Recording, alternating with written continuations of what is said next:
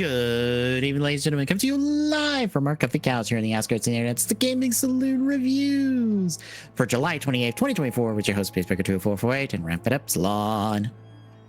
Hi. We're back to talking about Rider. Hey. I do love this background of like, well, we're only going to be able to talk about one of the movie writers present in this thing. Maybe two. I mean, yeah. But at this point, we've also talked about it, so... Yeah. One of those, we've already talked about him, so meh. Poor Lupin. We're going to skip over him since we already talked about him. And also, poor Lupin, he got repainted into a tassel rider suit for a stage show.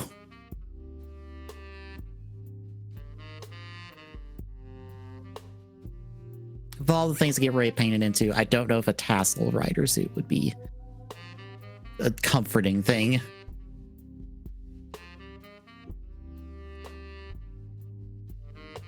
But yeah, we are talking about Kamen Rider Drive because we've done everybody up to Drive except Gaim, and we've done Ghost. So we'll hit the one in the middle that we didn't talk about weekly amongst all of our stuff, I guess. I feel like at some point we have to do Gaim. Yeah. just to have done it. But yeah, I guess I haven't quite figured out the schedule yet. I might have to like type that up real quick just so we have or at least I have a idea of, okay, this is the week we watch this specific movie and a special, or this week is this movie, this week is a special, and then we go back to the show because we're doing a weird thing in here. But we're covering the entirety of the show, so 1 through 50. Nope, not 50. 49.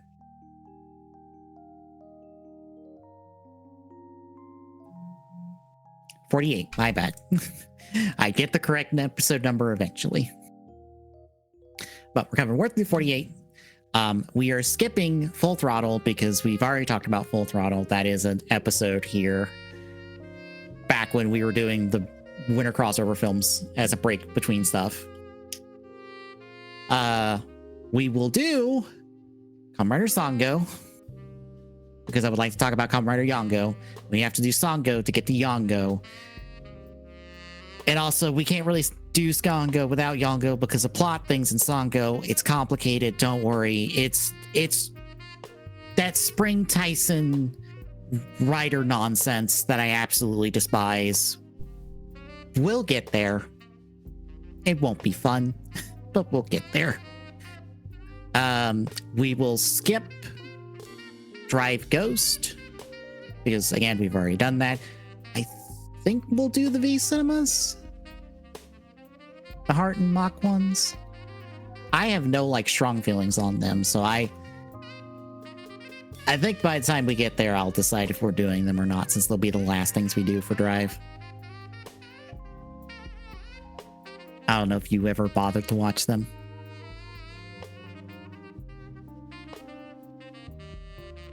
Don't remember either.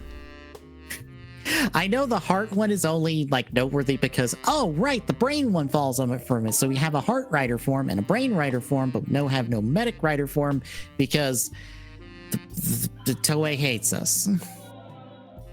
I guess.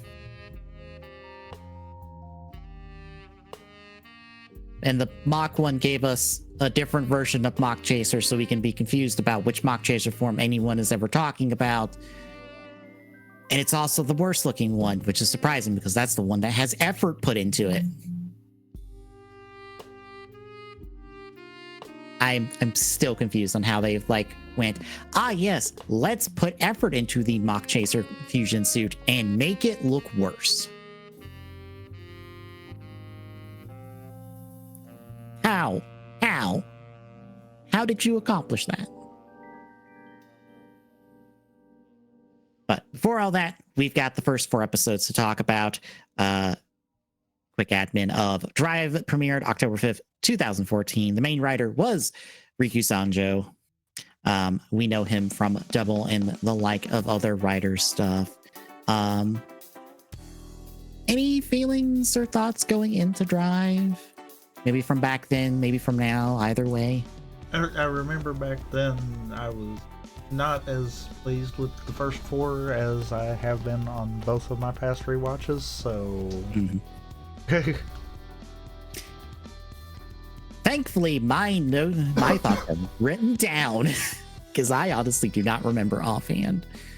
I remember us coming off of Time. It was kind of a meh for both of them. Yeah. I think the constant theme through all my notes was, this episode was good. This was good. Like, not amazing, not great. Just, this is fine. I'm enjoying this well enough.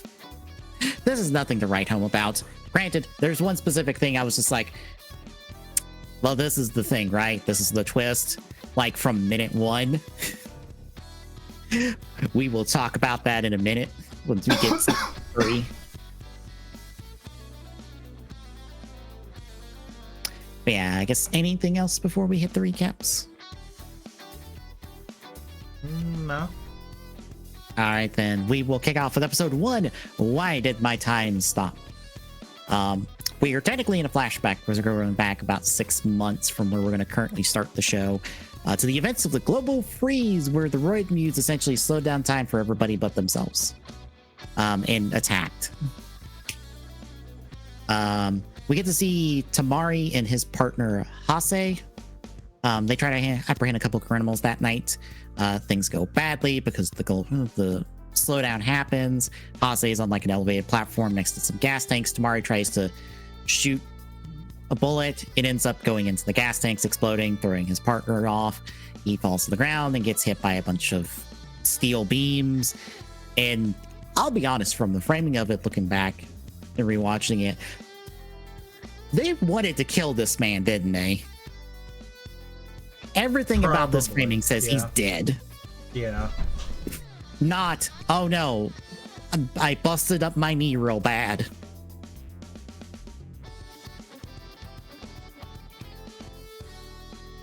But yeah, that moment kind of breaks Tamari, and he's kind of stuck in a slump for the next 6 months or so.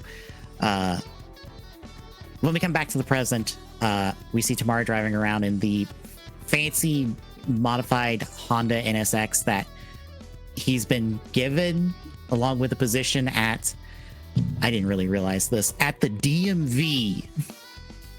It didn't really click to me until this regional watch of like, oh god, they are stationed at literally the DMV.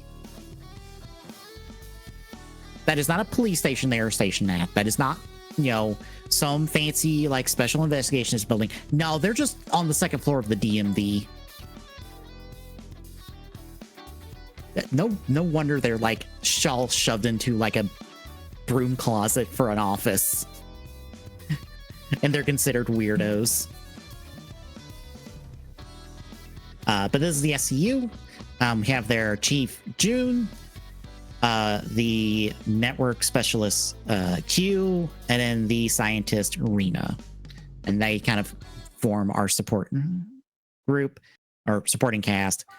We also will get Genpachiro later as a liaison with the actual police force for the team, who absolutely does not believe the slowdown, even though he experiences it several times over. I don't know if he's just delusional or he just doesn't want to accept weird shit happens now.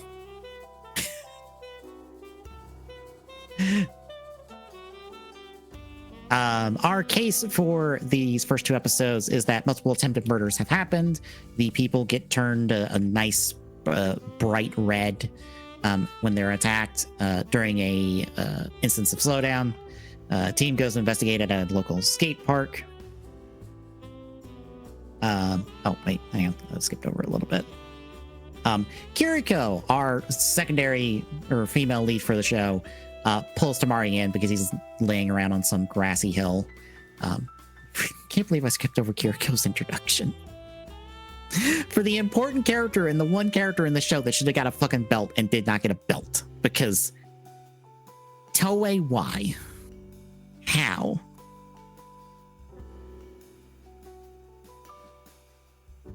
Anywho. So Kiriko is our female lead. Her and Tamari end up going to investigate the local skate park for the murder, or for these attempted murders. Buckle, as I called him in reviews, he's technically Mr. Belt, or Krim, is the one that got Tamari the car into position, and he's literally the driver.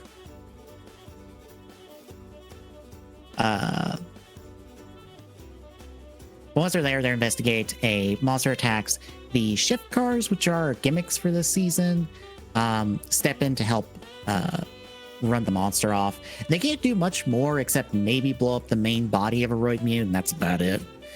If they're lucky.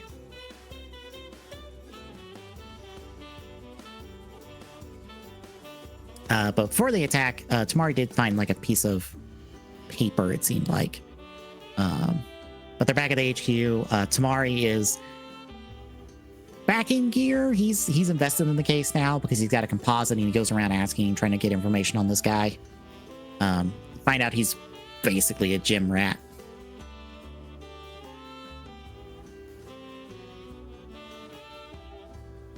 He manages to track him down to him attacking another victim, tries to step in, doesn't work. The shift cars let him be immune to the slowdown, but again, 2 more Roid Mutes show up, so he's backed off. That's when Kiriko shows up, and what's more, proves how competent she is for someone with no belt and a regular ass gun for like, what, a quarter of the show? She doesn't get like fancy. So, yeah. It's not till like a quarter of the show is she's like, here's some fancy rider kick boots, and here is special bullets that only you get, basically. But that's when Tamari gets to properly transform and drive. He fights the couple of Roid Mutes, blows up 2 of them, sends the other one packing in its like floating number form, because all the Roid Mutes are numbered because there's 108 of them. And if their body is destroyed, they're in this like number form. But if they suffer enough damage in the transition, the number form does blow up, and that's them permanently dead. But if the number form survives, they get to live. Is how we get a fight scene and a fancy finisher, and the monster gets to kick around because it's a 2-episode arc show, folks.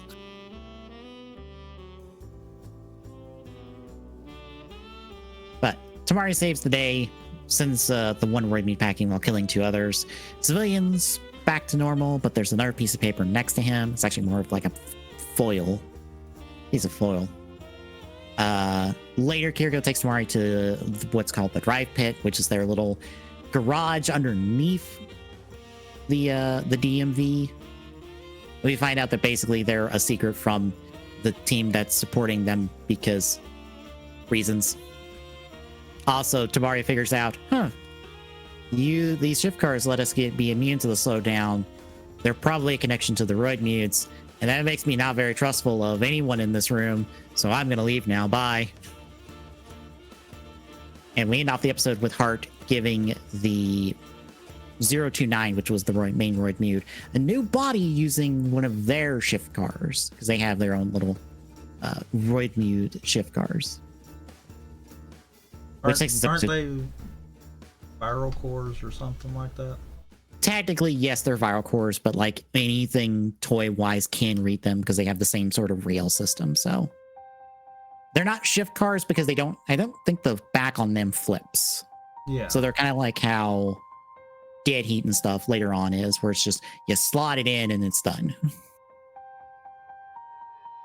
And I'm trying to remember, Chase has silvers, but I think all the regular ones have a black and some primary color version of them, because it's like a bat, a spider, and snake. Because that's the first 3 monsters Ichigo fought. Therefore, that's the first 3, the main 3 viral cores we see. But that takes us episode 2. What is a Kamen Rider? So in my review, I said this is a flashback, but I feel like the scene is implying this is more just a dream sequence. So it's like a mix of flashback and what Krim feels about that event. I think. I don't know. Maybe I'm reading too much into the scene. Because it doesn't feel like a flashback towards the end. But we see Krim dying in like a burning house, and like Hart is there because him and a few other road mutes were the ones who set the fire. But that's when he died, and then got his consciousness got shoved into the belt at some point later. I forget the details on that, so it'll be fun to relearn them. But we find out from Kiriko that Tamari's being lazy again because he's just not feeling very trustful of Kiriko and Buck and Krim. I'll just call him Krim now because we didn't have his name for like the longest time in the show. So I was just like, he's Buckle because he's essentially a belt buckle.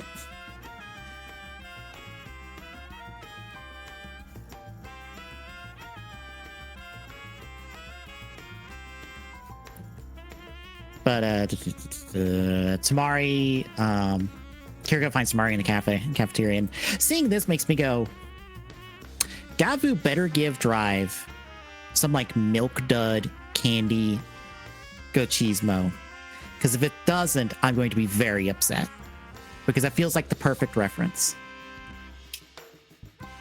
Because there's supposed to be a donut form in Gavu, and if that one doesn't get repainted into the wizard one, I'm going to be disappointed, because how do you pass that up? That's a core aspect of their character.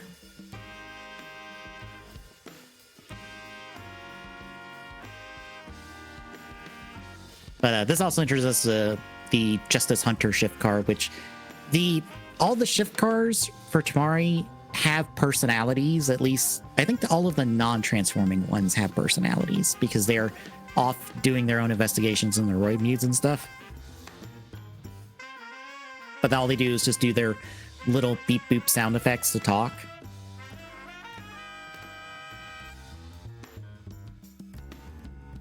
But while this is happening, we get to Hart. He's picking up a car to go talk to Brain and find out and talk about the roid mute from last episode and how it's evolving.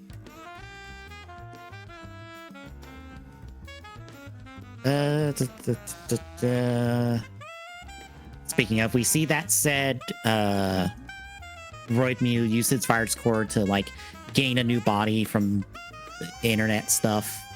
Basically, after Tamari talks to Kiriko about stuff, we see him helping his partner like with his physical therapy later, and he's not quite up to snuff because Knee gives out on him. But seeing his partner's painkillers makes him realize, oh, all the victims that we've had left over are like sick or like on medication of some capacity, so the roid mute has passed them up but has kidnapped others, so that gives them an idea of like where to go from here. So our team splits up to try to find these missing people. They end up finding them at a abandoned amusement park. Tamari gives chase to like the roid mute that runs off. He has like two more backing him up. He takes out the two of them with the Trideron, which it's surprised. I shouldn't be surprised of how much the Trideron is getting used in this show, considering it's not a custom bike, therefore it doesn't fall under specific laws that keep bikes from being in Rider.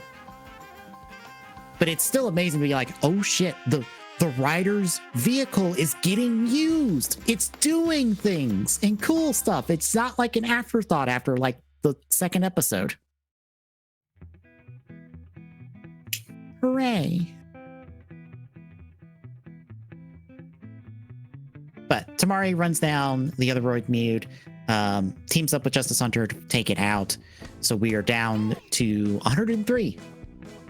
But we end the episode of Heart and Brain going, ah, crap, we've had a rider being a problem. And that's when they call in Chase, who is their Grim Reaper and their enforcer of dealing with problems. In my original review, I noted he looked like Edgy, which he kind of does, just a lot tighter outfit.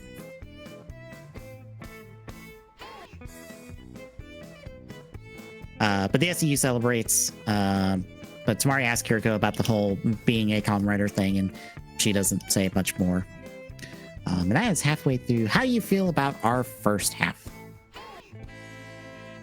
It's a good introduction, that's for sure. Mm-hmm. Kind of sets the stage for everything too. I do like that you get an idea of like everyone's role in the show amongst this team, since the focus of the show is the team. So it's like, okay, Tamari and Kiriko lead investigations. Oda is there for comedy relief and is back and forth.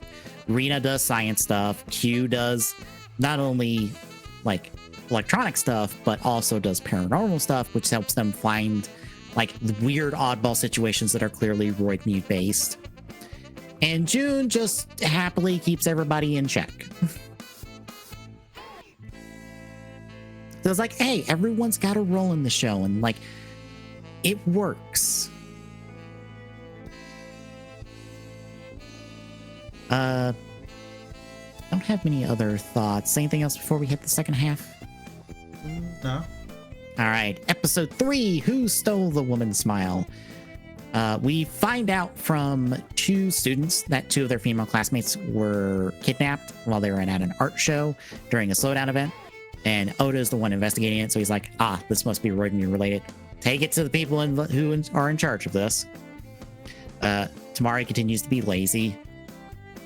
Kiriko has to get him in line, which is basically it feels like that's their entire dynamic for this entire 4 episodes of, we open the episode, Tamari is not in the mood. Kiriko forces him to get in the mood to actually do things.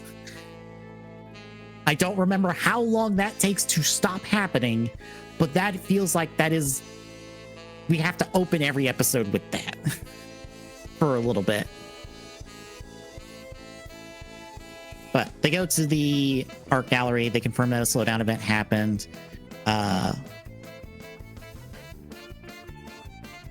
We find out that Dream Vegas, which showed up earlier, was investigating a case involving a Roid Mute that Kiriko met during the global freeze. And essentially, the Roid Mute tried to attack her during the global freeze, but the previous drive that I don't think it had a name for back then. It was just the black and purple drive with a slightly different helmet and different tire. But it's Proto Drive is, I believe, it's the official name for that version of Drive. Saved her, and that's how she got involved with all the Rider stuff. Also, I think this episode, Kiriko mentions that... No, it was the previous 2 episodes. Kiriko mentions that only Tamari can become Drive, which I'm pretty sure the show never explains.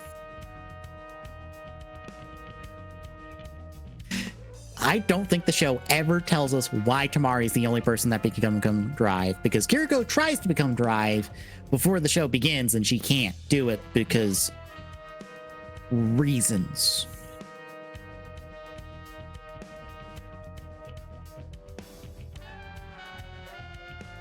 Anywho, the team decides to investigate this artist because some ghosts have been spotted near his house. Q gets pulled in to investigate with Tamari and Kiriko as he's kind of like photographing the house after they interview him. And they don't come up with anything between him and his apprentice Hajime. The Roid Mute responsible shows up, tries to get Kiriko. Vegas steps in to help. Fight scene happens. Tamari tries to use Vegas. It flops because oops, didn't hit the jackpot, because this shift car's finisher is RNG based, kind of. But the Roid Mute uses it to get away.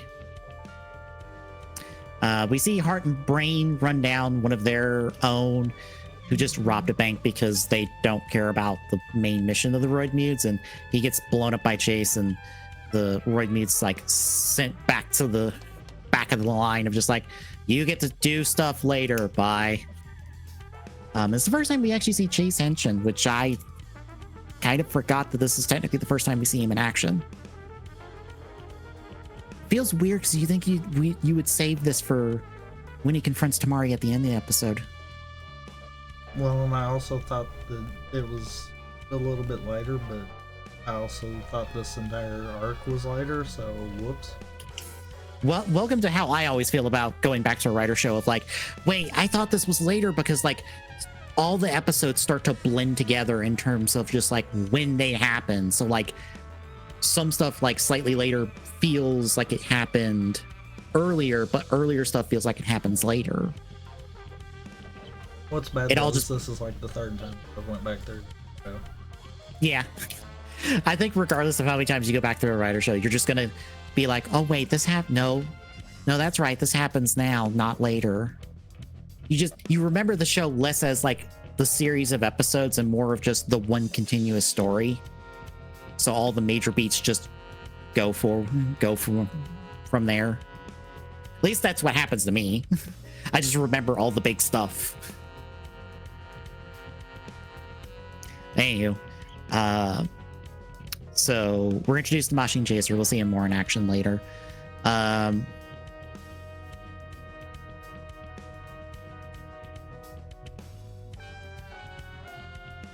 This is when Tamari and Kiriko kind of like butt heads a bit over like Tamari not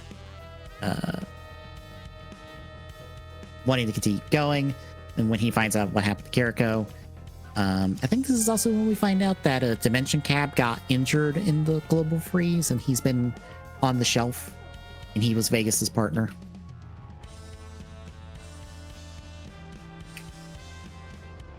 Eventually, Kiriko finds a note that got slipped by the apprentice to her, so she's advised to go investigate that solo. Tamari will figure out later that's like, wait a minute. Wait a minute. One of the people that's missing was in that guy's sketchbook. That guy's sus and has to go save her from getting kidnapped by the apprentice, who has the same powers as our proper Roid Mute, but his like string stuff that he turns people into is white in color instead of having a full color spectrum. But Tamari does show up, stop him, blows him up. But that's when Chase arrives, and we see the start of the fight between them, but we pick it up in episode 4. What is that prideful chaser thinking?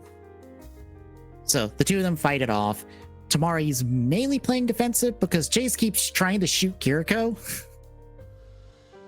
Like he does it like twice, I think, in this fight. And I do appreciate that Tamari not only tries to block for her, but he also like tries to pull Chase's attention by like, smack talking him a bit. They eventually get away.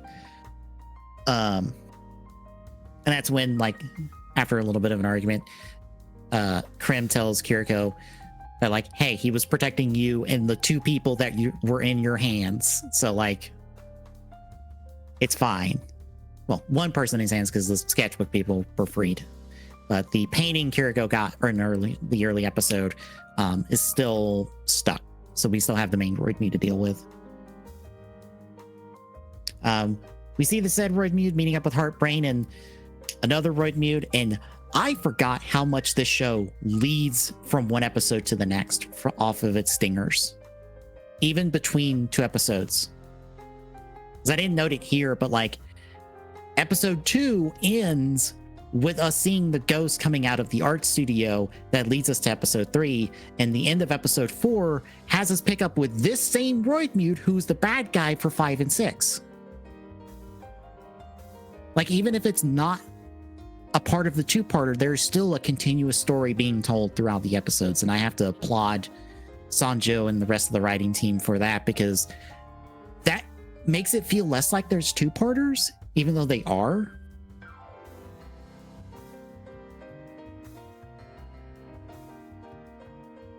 But anywho, we find out from this meeting that there is a promised number of Roid Mutes that they need it sometime in the future. But Paint's not really the Roid Mute specifically. It's called Paint. Isn't really interested in that, just in his own little art stuff. Tamari and Oda try to go get the paintings at his studio later, but they're gone, and the guy claims that they're stolen, which they're not.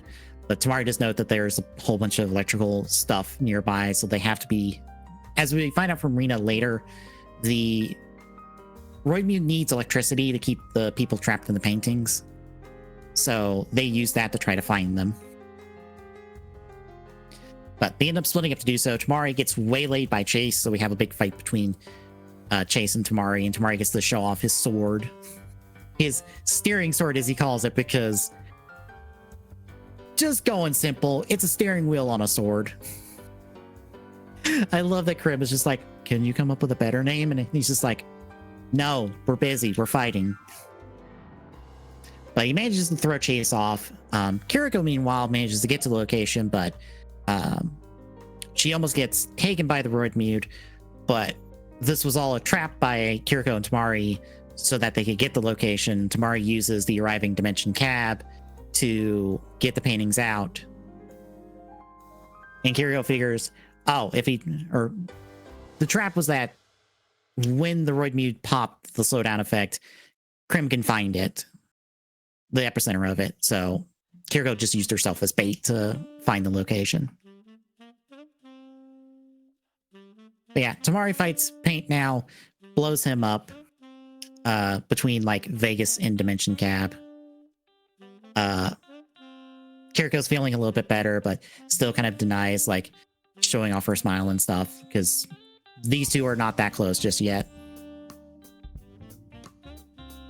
But we end the episode with our three leaders of Roidmutes talking to the Roidmute from before to set up his stuff for the next couple episodes. And Rena is inspecting Cab like after hours because, spoilers, Rena is a part of the team and nobody decided to tell anyone else. And that is our back end of our episodes. How you feel about the back half? I honestly thought this was a later one. Me too. I thought like, oh, Kiriko has her episodes later, and then there's little stuff between here because this feels like a major couple episodes because it's Kiriko's backstory episodes. But no, that's 3 and 4, and I'm like, this is why everyone really part of the reason why everyone likes Kiriko's is like we get her backstory like right up front. She is set on level with Tamari in terms of lead, which I feel like is one of those times of if this show was made in the Reira era, honestly, she'd probably be secondary. I feel like Toei would pull the trigger on that.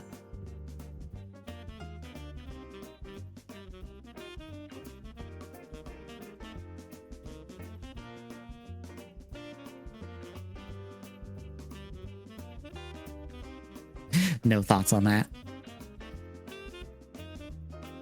You're probably right on that. But just really good Drive.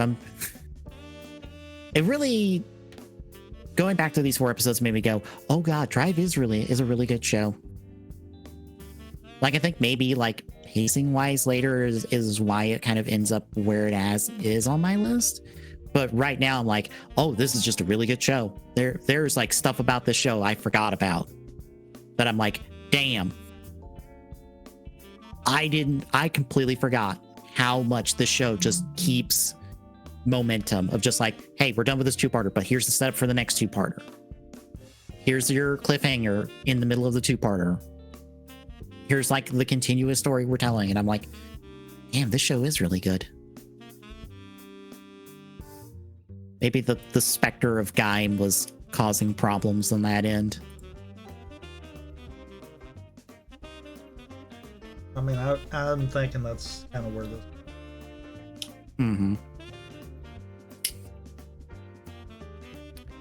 But I guess any other thoughts? No. All right, then.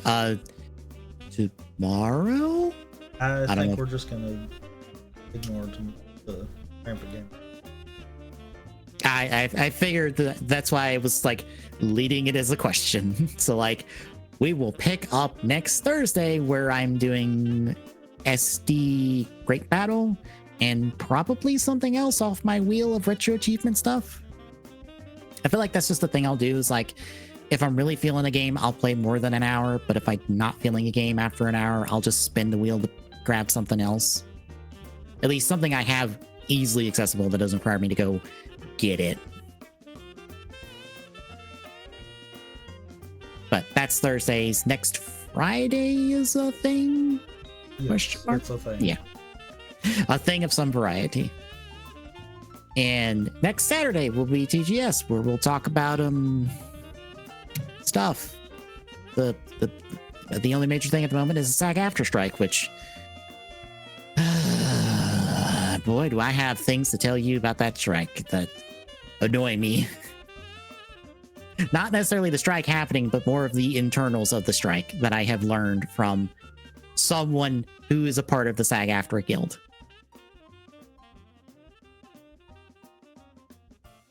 Anywho, that's next Saturday. And the next Sunday will be a thing, hopefully, maybe. Yeah. All right. But between now and then, if you like what you're seeing, folks, drop a follow. Really appreciate shipping away that affiliate code at TJS Network on Mastodon, social, and at TJS Saloon on Twitter. We updates with live. Exclamation point, Discord, Jack. Is listening. Drop by, say hi. See you Thursday, folks.